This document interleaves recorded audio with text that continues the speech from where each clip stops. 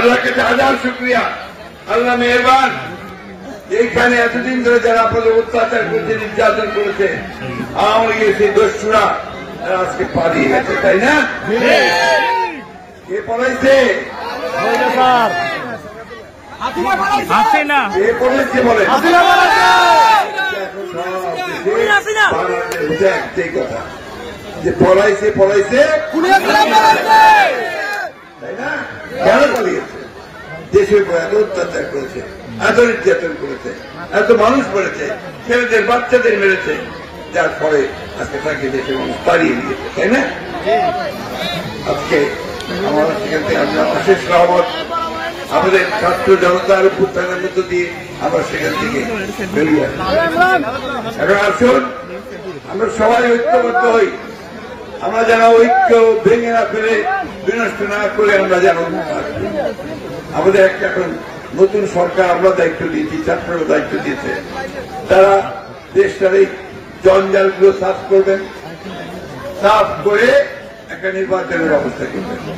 সেই নির্বাচনের মধ্য দিয়ে নতুন করে পার্লামেন্ট সরকার গঠন হবে।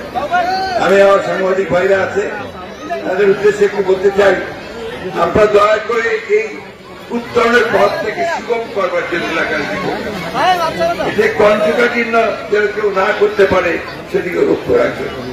অনেক সময় আমরা যে কথা বলি সেই কথাগুলো ভুল ব্যাখ্যা দেওয়া হয়, এটা করা ঠিক না আমি মনে করি। যেমন একটা কথা আজকে পুলিশের বড় দরকার আছে যে আমাদের প্রধান উপদেষ্টা ডক্টর মোহাম্মদ ইউনূস, তিনি একজন অত্যন্ত সম্মানীয়, আমরা দেশের প্রতিটা মানুষ তাকে সম্মান করি, বিদেশে করে, সারা বিশ্বে তার নাম।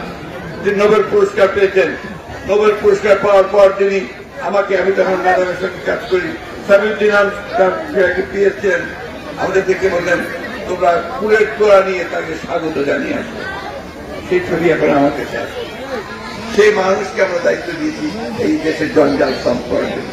তিনি কাজ শুরু করেছেন, রাতারাতি তো সবকিছু হয়ে যাবে না। এই 15 বছরের যে জঞ্জাল, সেই জঞ্জালকে সাফ করতে সময় লাগে, কিন্তু আপনার 3 মাসের মধ্যে কিছুটা পুরোপুরি সম্ভব। অনেক কাজ করেছেন, তাই না? শান্তি শৃঙ্খলা ফিরেছেন তো? আওয়ামী লীগের লোক কি অত্যাচার করতে পারে? পারেছে না?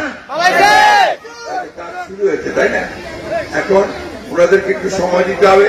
ওরা কাজ শেষ করে ফেললে নিশ্চয়ই নির্বাচন হবে এবং জনগণের সরকার আসবে।